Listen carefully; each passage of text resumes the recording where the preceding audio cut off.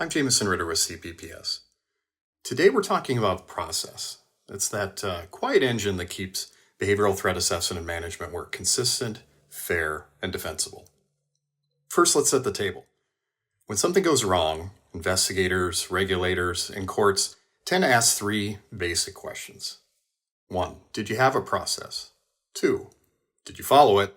And finally, if not, why not? If your answer is no or sometimes, that is where risk and liability start climbing and you risk getting bid. So what do we mean by process?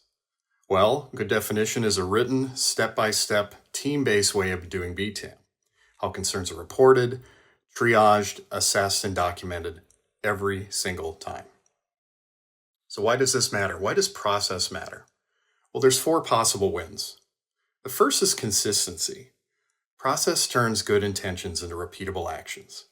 Same intake, same triage, same documentation, so that 2 similar cases don't get 2 very different responses. This is also really helpful to limit or control bias. Second, no gaps. Checklists, roles, and timelines mean nothing gets missed, from initial outreach and safety planning to follow-ups and case closure. 3. Fewer single-point failures. A multidisciplinary team and structured professional judgment reduce bias and human error. No one person carries the whole decision. The team tests assumptions and confers on risk ratings. 4. Legal defensibility. If something bad happens, you need to show due care. A policy, a plan, training, logs, and case files that prove that you acted reasonably and consistently. Having a process but failing to follow it is tremendously risky, especially when viewed post-incident. So how about a real-world example? Well, in the healthcare or home visit settings, we'll often see OSHA citing employers under the general duty clause when they lacked effective plans, training, or controls. These cases generally hinge on foreseeability and feasible steps the employers failed to take. How about a California example?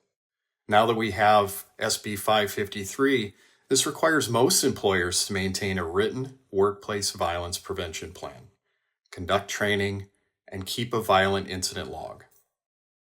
We can translate this in this way. The paper trail is part of the safety system.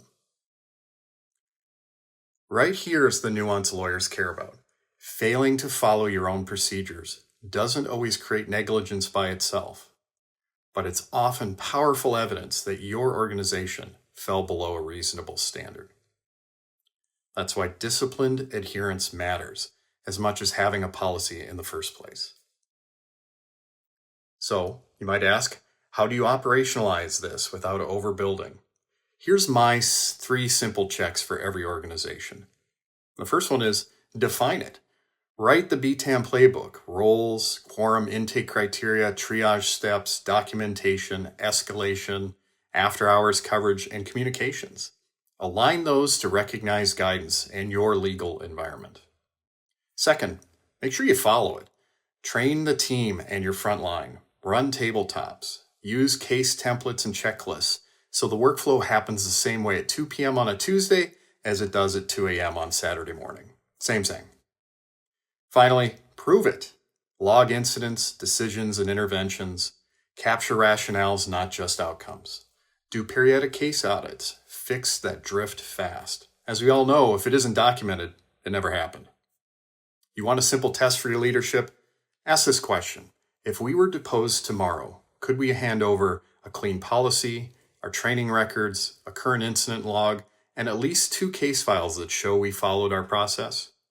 If this question makes you or your leadership uncomfortable, maybe even you're starting to sweat, start with these 3 checks I discussed earlier. Bottom line, process protects people and your organization. It creates consistency, closes gaps, limits bias, and strengthens your legal footing when it matters the most. If this was helpful, make sure to subscribe to the Center for more practical BTAM content. Really appreciate it. Thanks for watching and stay safe. We'll see you next time.